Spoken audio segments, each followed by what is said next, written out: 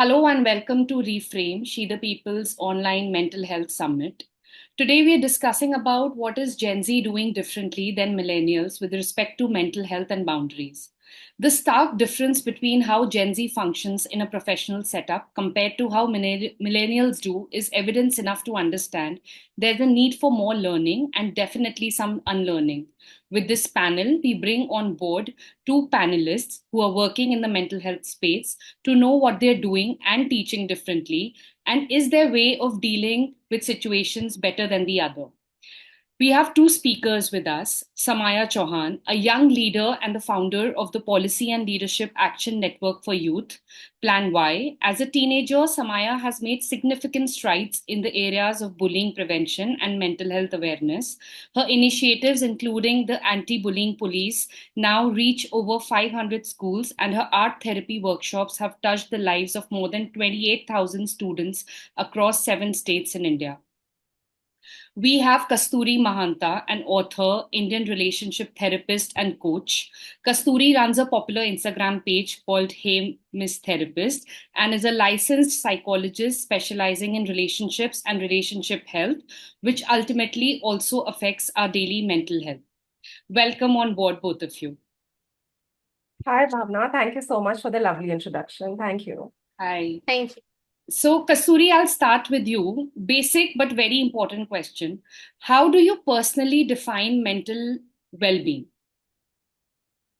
Yes. I feel first of all, I have to rephrase the question a little. I think it's just well-being. Yeah. The more we, propel that term more than mental well-being, I think we make it more inclusive. It almost becomes a part of physical well-being because, both are so integral and it's actually the mind and body is a whole.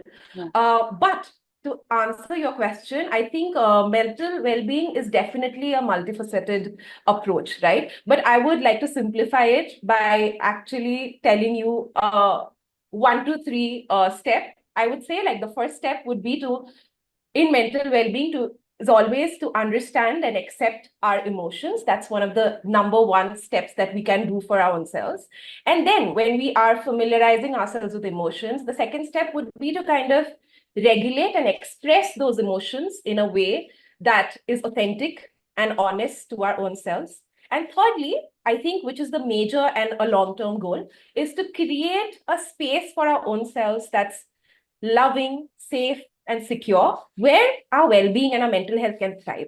So I would say that for me is a holistic approach to mental well-being. Yeah, that's great. Samaya, what about you? How do you take this? Yes, ma'am. So I think personally for me, mental well-being is a safe sanctuary where people can express their feelings openly and seek help whenever they require, and also engage in a lot of self-care practices and actually nurture themselves. I think it's about finding joy in everyday moments and also giving time to yourself, instead of just focusing on connections and relationships with other people. I think it's a lot about having the strength to reach out for help and need support, and also find the courage to face whatever challenges you're facing head on. I think it's about nurturing your passions and surrounding yourself with positivity and optimism. Yeah. Kasturi, I'll extend the last conversation. When it comes about conversation, also about, like you said, we need to change the narrative a little bit, right? To have a Correct. holistic inclusion. So, when we talk about those in their 30s and their 40s, despite so much conversation, there's still some stigma about getting help. There's a lot of inherent pass down of patterns from our mothers, from our grandmothers when it comes Absolutely. to Yeah. millennials, right? It feels like we're in a transitional generation, and that's not entirely a good thing for us, maybe.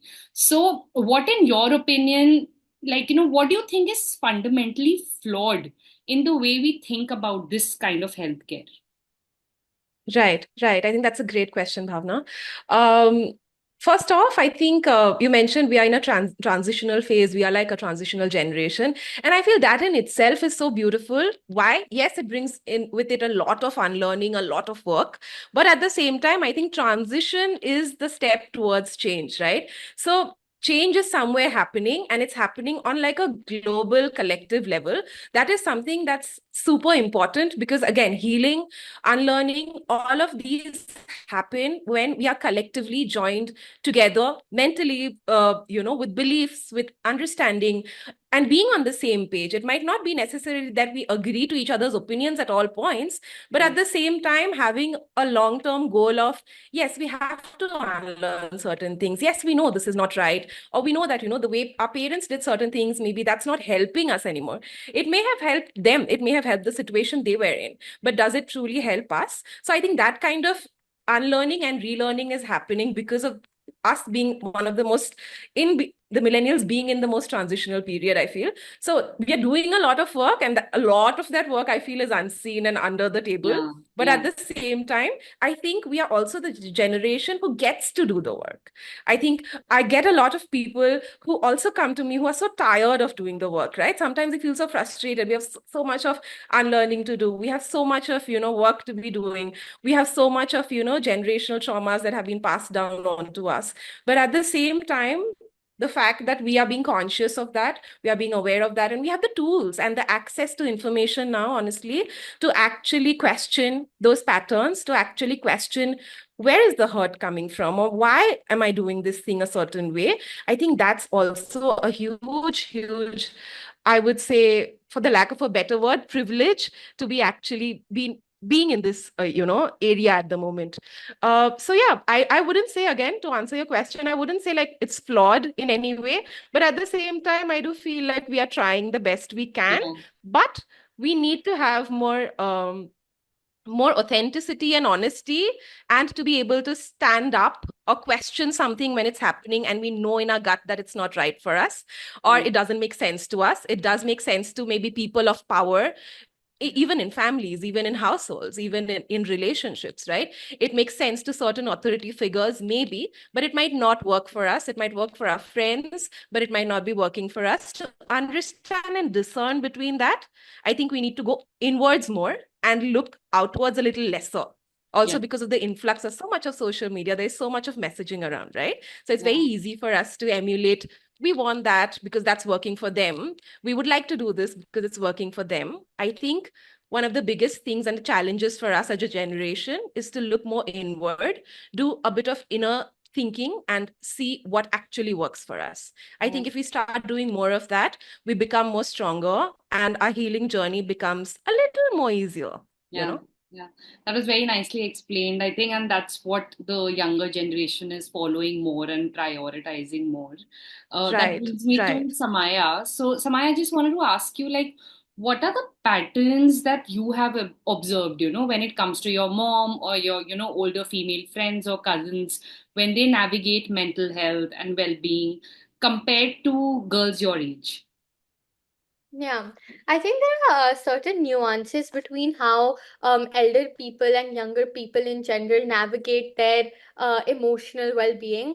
I think elder people have more of a traditional paradigm, and wherein social expectations and familial obligations take precedence for them, and they tend to neglect their own personal needs and mental health.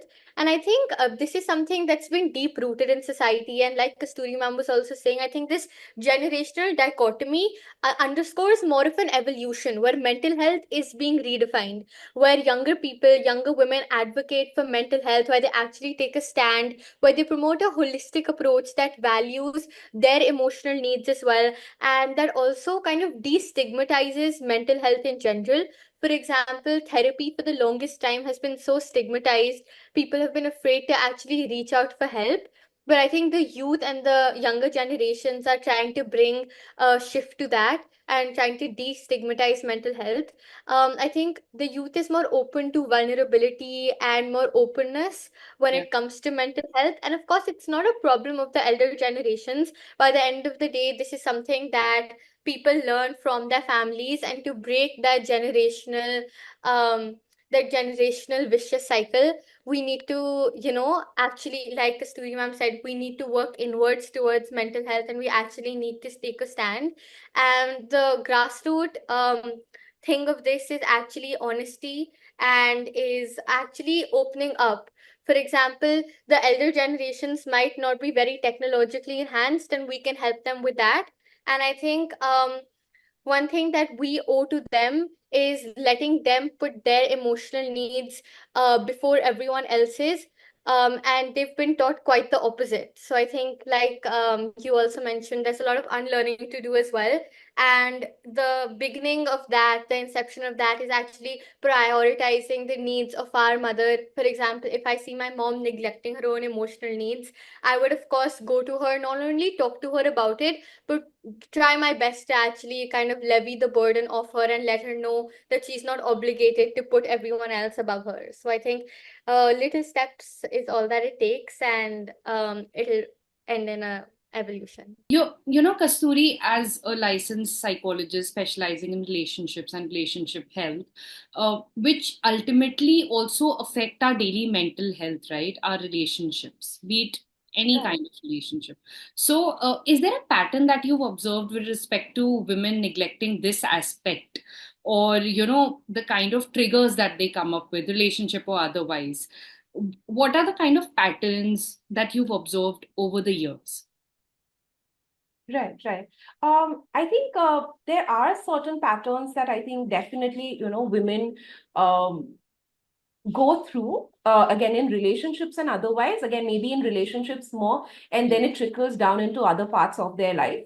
But definitely one big one would be not being able to say no, right? Especially, like, because of a cultural obligation as well. And in general, females have always been um burdened, or had this narrative that they have to maintain their what a female is supposed to do. So there's a certain narrative as into how the feminine energy is, what they do, the overall portrayal of females in pop culture, the one that does it all and the one that nurtures and births and feeds and saves lives, has something that has been subconsciously ingrained into Indian women a lot. And, the fact that boundaries is actually considered such a evil concept when it comes to, like, Indian societies, because boundaries are supposed to be a very, very Western thing, right?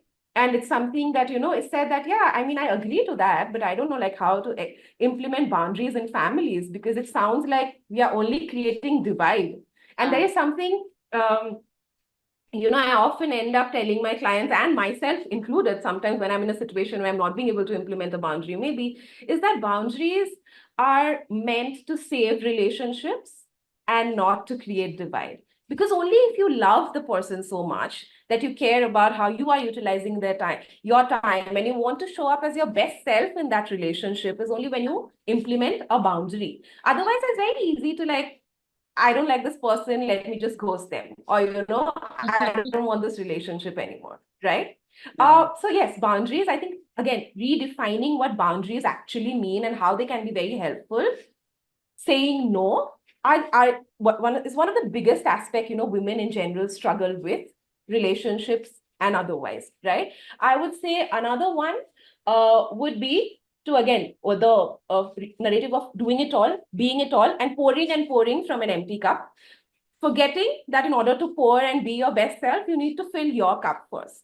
To be able to take time out for your own selves, to be able to indulge in self-care, to be able to understand who you truly are, apart from your relationships, apart from the general stuff that you are doing as a woman, is very important. Somewhere women need to take a breather, sit down, introspect, get inwards, and feel and understand, or just rediscover who they really were before the societal narratives burdened them. Yeah, so, coming to culture, right? Samaya, culture plays a very critical role in health and self care. And it is said that, you cannot be healthy in a sick world. So, what are your thoughts on this broadly as a young girl of today's times? What do you think we're getting right? And what do you think we need to do better? Yeah, I think this is a very because by the end of the day, the environment that you grow up in, that you are raised in, it shapes your understanding of what wellness is and what it actually means to take care of yourself, and how you view physical health, mental health. And in many ways, we are becoming more aware of the importance of holistic health incorporation, not just physical fitness, but mental and emotional well-being into our daily lives. Because it's not something that's just related to mental illnesses, it's something that has to be incorporated in our daily routines, and it has to be something that becomes the new normal. I think what we're getting at is that in this day and age, we are increasing emphasis on open conversations about mental health.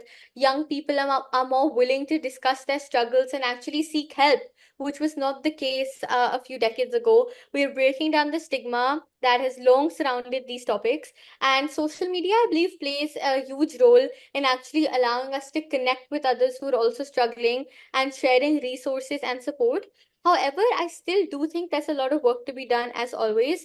I think we need to ensure the access to mental health resources is equitable, because a huge problem arises now after the stigma is being broken in the disparity in distributing resources in mental health, still being a very privileged elitist thing, or at least being perceived as a very elitist thing, and people from socially economically weaker societies and backgrounds not getting access to mental health. Like Kasturi ma'am was also saying, it's really unfortunate that we still see mental health well-being as a privilege, or mental health in general as a privilege. People who come from stigmatized societies, economically weaker sections of the society, from rural areas, don't even get a chance to actually heed to their mental health, and don't have access to these resources. So I think that is something we really need to work on in the future.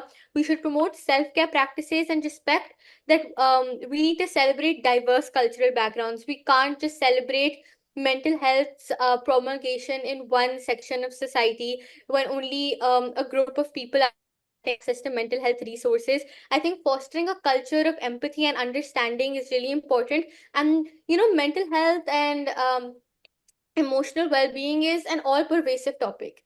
Yeah. People who even especially abled people, I recently went to different blind schools, different old age homes, and I realized that it's not just the schools. When we talk about the youth, it's not just the schools in which students are actually going through bullying or mental health problems. It's all kind of institutions, it's all kind of people.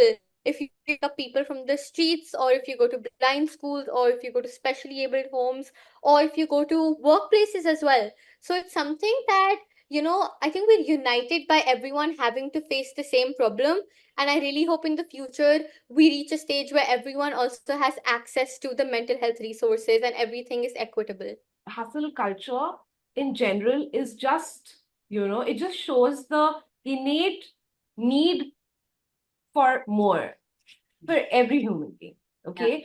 The entire philosophy of wanting more, wanting bigger, bigger is better. This is what we should be aiming for.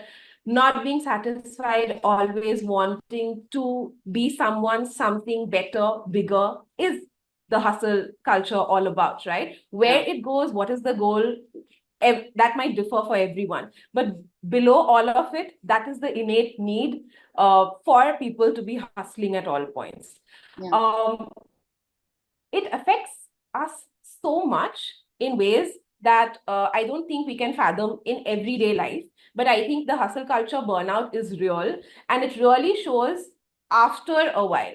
And I think our parents are like the generation older, we're also doing their being in their own grind, and we're doing the hustling. Just the fact that this is we didn't have a term, but at the same time, I think things today have changed from a point of view that people get so engrossed over competition and wanting more that there is no end to it. Yeah. Previously, there was some kind, yes, I got like a house done at 40, and now I'm like, yes, okay. That might have been the end of somebody's hustle at that point. But the hustle has just begun for somebody right now in that position. Because again, there's so much of narrative, there's so much of messaging, and everybody is just like not wanting to stop. The antidote to this is what I see, and I think that's a very powerful antidote, very difficult to implement, might sound easy, is that we are demonizing rest. We are not resting. We have to reframe our narrative around what we feel rest is. Rest is productive. We have to schedule rest so that we can perform better. I'm not saying don't perform. I'm not saying not hustle. Everybody has their own dreams, right? But at the same time, at what cost? Are we going to get burnt out by the end of the day? Are we only focusing on one pillar of life, which might be career, which might be finances, and completely neglecting other parts, other pillars of our life, which actually make our life more bearable, more holistic, which might be relationships, family, other self-care interests, hobbies, etc. I see people getting so engrossed in one pillar of life and trying to do it all and making that the most glorified pillar of your entire life, that other pillars are like, cracking. They are maybe not even like, they fall in like the next 2 3 years. They are that shabby. We have to understand that, yes, hustling is something that we can't like be the only person maybe to say that, no, I'm not going to hustle, and, be in a different kind of unrest. If you want to do that, go ahead. Like, that's your life, that's your call. But at the same time, create a certain kind of balance. Understand that productivity is not just running and wanting more. Productivity is also balance. It's also knowing what you want, why you want it, how are you going to get there, while not completely losing sight of your own health, your well-being, and your own identity in the process. So definitely stop demonizing rest. Rest is productive. And one of the biggest things, just a small tip for how to rest. A lot of people might get into the idea of, yes, I sleep 7 hours a day, and that's great. I mean, that's what I do. I rest, right? I take like a 30-minute nap in between meetings, and that's my rest. Yes, that is physical rest, but interestingly, rest can be categorized into multiple forms.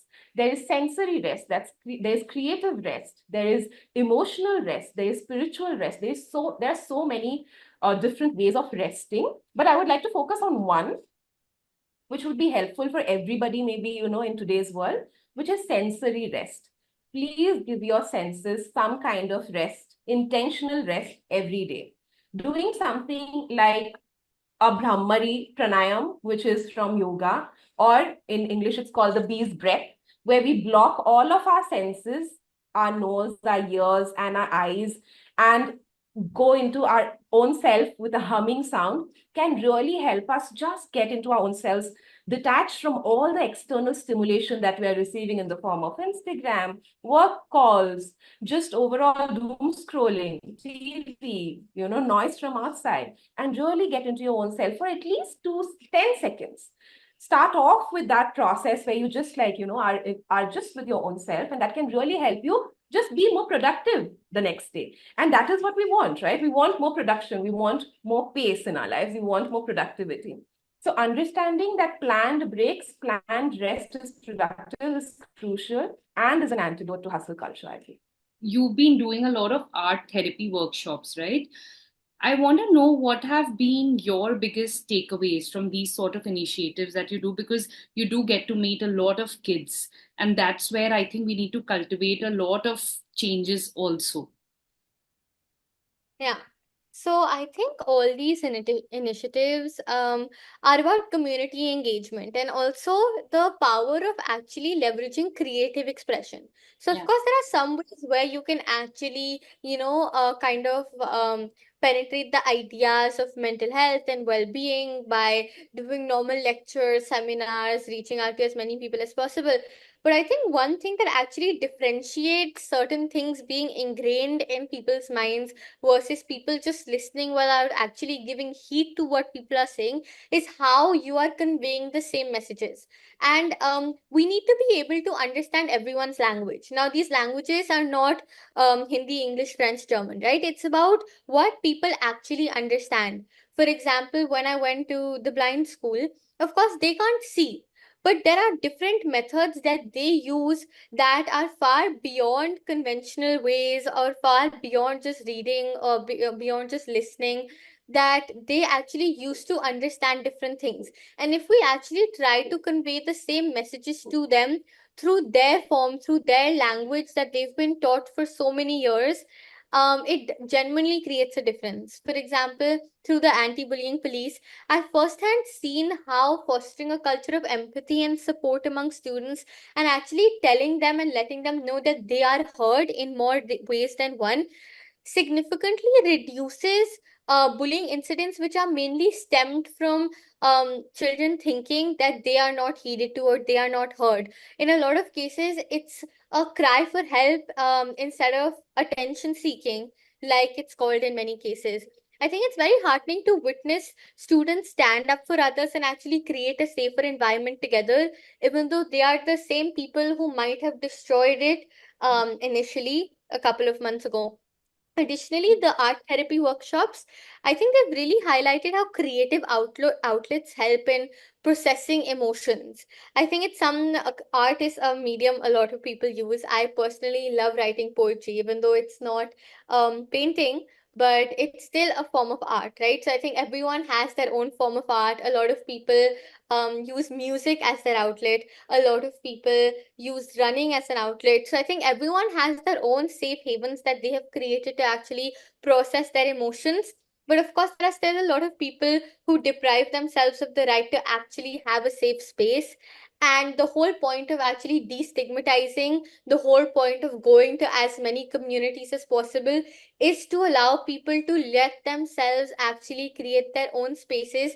And in case they can't create their own spaces, then find solace in other people, for example, therapists or their friends, in creating a mental safe space for them. A lot of people, a lot of children are actually not only scared of reaching out, but they tend to be scared of their own selves.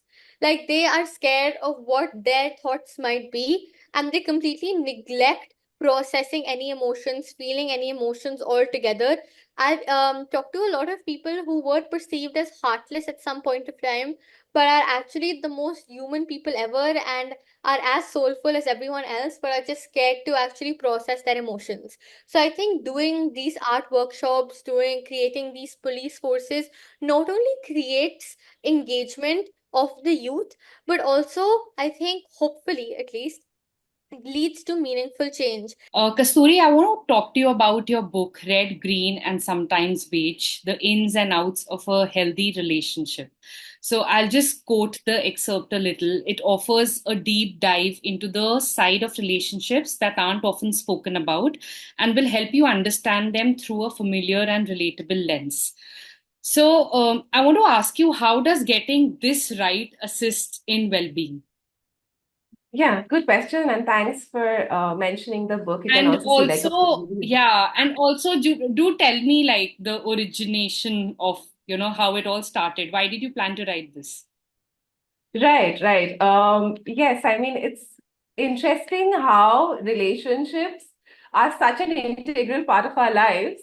But just like, we want to attempt for an exam and we have to study a certain syllabus, we as a culture and as people in general, I think nowadays we are supposed to wing relationships without understanding anything about relationships except for stuff that we have seen, heard from pop culture, or like seen in our families about relationships. There is no knowledge when it comes to how to maintain a relationship. What is a healthy relationship? Oh, what would be unhealthy for me? Oh, is something that's working for them again? Just because it's working for them, will it work for me? And then people get devastated and frustrated because there is no one formula that fits all kind of a thing. We all have different requirements. We all have different narratives around relationships, and I found that conversation entirely missing in the Indian situation when it came to also mental health. And a lot of people were kind of getting into the dumps, or feeling really low about their own selves because of varied failed relationships in the past. And that was a pattern that I really saw in people, in teenagers, in young adults, and as well as millennial women, as well as older women, or men in general, like with different kinds of individuals. The importance of the relationship pillar is huge. Without the proper knowledge and understanding of how to sustain a relationship, or is a relationship even worth fighting, sustaining, or just attempting for, like, all of it for? Who gives us that knowledge? It's all just movies, films, and maybe our near and dear ones, our two besties and our parents, maybe, and that's the knowledge that we just go back and forth from. Hence I wanted to bring around more conversations around specifically Relationships are the relationship with our parents, the relationship with our loved ones, or like romantic relationships, as well as platonic friendships and, the likes. And because I do so much of conversation at Hamish Therapist on Instagram around relationships, I thought this was a good time to collate all of that information and create a book that can help, people of all generations, especially young adults, teenagers, as well as millennials, to understand more about relationships from a relatable lens where we get to know relationships from a point of view of what's happening, like an insider lens into two people's relationships, and then also understand the technicalities from a relational psychology point of view. Yeah. Why are fights happening? Why am I saying that when I'm fighting? Or why am I attracted to this kind of a person who has no interest in me? And why is that a pattern in my life? All of these are answered in my book, Red, Green, and Sometimes Beige. What are the 2 things that you practice daily when it comes to self-care? I think one thing that I've imbibed from my mom, a practice that I've imbibed from my mom, which she also started later in her late teenage years, is journaling. I think I've always loved poetry, I've always loved writing, but I never knew journaling could help this much. And it's not the conventional journaling. Like earlier, I social media, a lot of mental health sites and all. They say you should write 10 things you should be grateful for, 10 things that you learned today.